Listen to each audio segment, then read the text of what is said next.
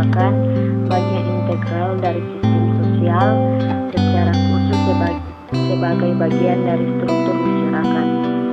Perkosaan. Gereja berada dekat dengan pusat-pusat kekuasaan dan aktivitas-aktivitas politik terkait dengan penyelenggaraan pemerintah, pembangunan dan pelayanan masyarakat.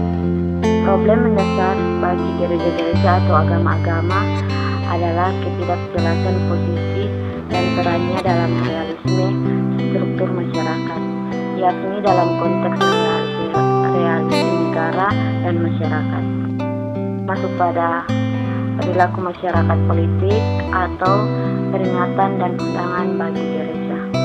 Konteks sosial politik ekonomi Indonesia menunjukkan bahwa reformasi belum membuahkan sebuah proses politik demokratis yang makin baik dan produktif, tetapi sebaliknya badan-badan legislatif sebagai representasi kekuatan masyarakat, politik dan wakil rakyat tidak melaksanakan secara bertanggung jawab fungsi legislasi, anggaran dan pengawasannya. Karakter dasar teologi dan konteks sosial peran politik gereja.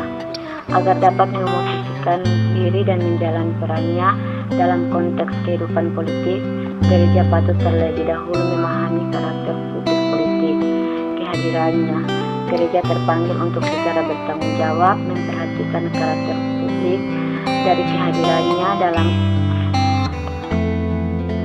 kaitan dengan negara di satu sisi dan pada sisi lain dengan ranah masyarakat. Pemosisian dan pemeran politik gereja haruslah ditata dan dilaksanakan dari dalam ruang publik yang jelas dan strategis. Ruang publik dalam civil society atau ruang strategis. Partisipasi politik gereja. Partisipasi dalam kehidupan politik harus didasarkan pada pemahaman gereja yang komprehensif terhadap tatanan realisasi timbal balik negara dan masyarakat. Ruang publik adalah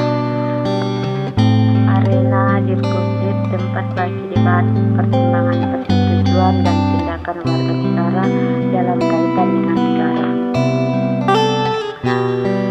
Gereja memasuki ruang publik. Gereja-gereja terpanggil memasuki dan melayani dalam ruang publik politik untuk menganalisis ideologi dan konstruksi model-model inovatifnya. Sebelum memasuki ruang publik ini, gereja-gereja harus memenuhi ulang posisi dan peran politiknya dalam konteks relasi negara dan masyarakat, yaitu 1. Gereja lahir dan hidup di dalam konteks masyarakat, karena itu gereja-gereja merupakan bagian integral dari dunia kehidupan hari-hari masyarakat. 2. Karena itu gereja-gereja harus menyadari eksistensi politis atau publik dirinya. Gereja-gereja merupakan bagian integral dari civil society. 3. Sebagai yang lahir dan hidup dalam dunia kehidupan sehari-hari masyarakat dan institusi civil society, gereja pun patut bertanggung jawab sebagai aktor atau partisipan aktif dalam ruang publik politik. 4. Gereja-gereja harus mampu menginternasionalisasikan dan mempraktikkan etika komunikatif yang berpusat pada rasionalitas aksi komunitatif. Kelima, pada lingkungan sehari,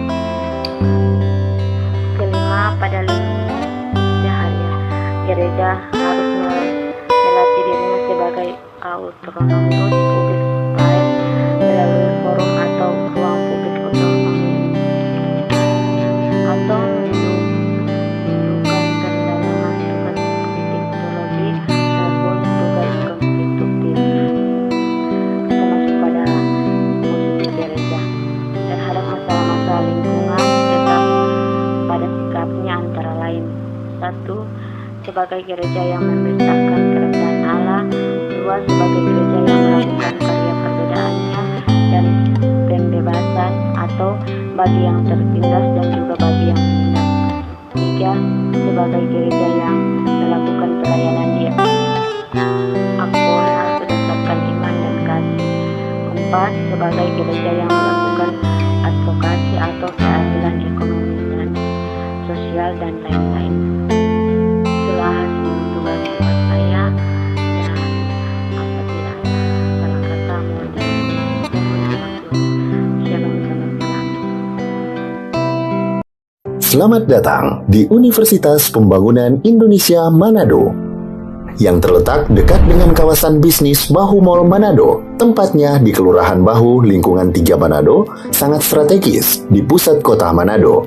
Dibangun di atas lahan seluas 2,5 hektar, Universitas Pembangunan Indonesia Manado berdiri megah dengan ruangan 7 lantai, terdiri dari ruangan kelas, ruangan kantor, perpustakaan, laboratorium komputer, laboratorium keperawatan, pengadilan semu, dan laboratorium bahasa, kantin, serta rooftop di lantai atas. Universitas Pembangunan Indonesia Manado memiliki 6 fakultas dengan program studi, yaitu Fakultas Pertanian, Prodi Agribisnis, Fakultas Hukum, Prodi Hukum, Fakultas Teknik, Prodi Teknik Elektro dan Teknik Sipil, Fakultas Ilmu Sosial Ilmu Politik, Prodi Ilmu Politik, Fakultas Sastra, Prodi Sastra Inggris, Fakultas Keperawatan, Prodi Ilmu Keperawatan, dan Profesi Nurse.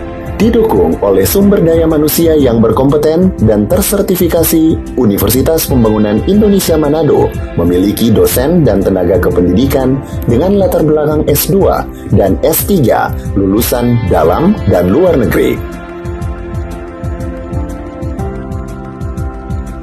Proses belajar mengajar dilaksanakan dengan teknologi informasi merujuk perkembangan dunia modern saat ini, dilakukan dengan sistem e-learning dan sistem ujian online atau ULAIN. Hasil tracer student Universitas Pembangunan Indonesia Manado dan fakultas menyebutkan lulusan UNPI sudah tersebar di dalam dan luar negeri.